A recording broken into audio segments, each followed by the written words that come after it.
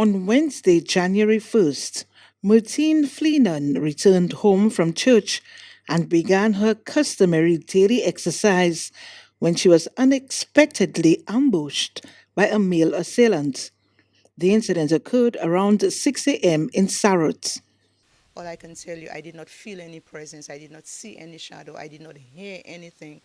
All I felt was the push. I went over the wall into the precipice, and I'm looking up and I'm seeing this individual is coming down towards me, but I cannot make him out. I cannot tell you what he looks like. I cannot tell you who he is.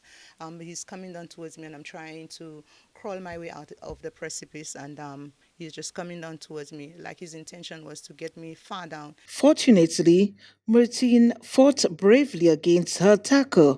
She described the harrowing experience. Like his intention was to get me far down into the precipice as possible. But by the mercy of God, the grace of God, Cecil, I cannot tell you how I got the strength, but I know it is divine. But I was able to crawl my way out, and with each kick he was giving me, because he was kicking me back down into the precipice, I was able to crawl my way out. At some point in time, I was able to grab onto his leg. I beat him. I don't know how bad it was.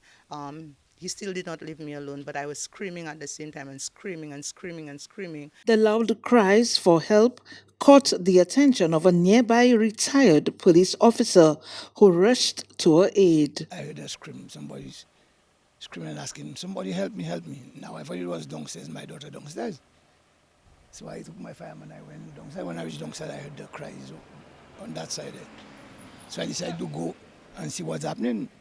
But apparently I had a white t-shirt. Apparently the person saw the shadow peeping down, and the person was trying to come up.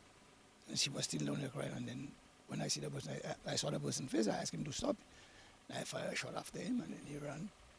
Still fired another one, and then he fled from the scene. Martine managed to escape her assailant without her sneakers and head tie, but she sustained significant injuries, requiring several stitches to her head and the leg.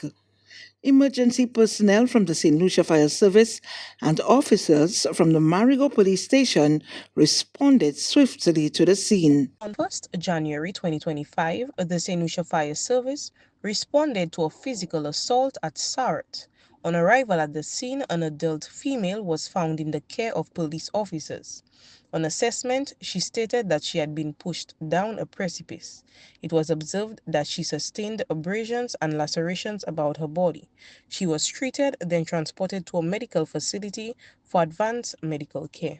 The victim is committed to raising awareness about the dangers of exercising alone despite the trauma from the incident. I haven't slept. I keep thinking,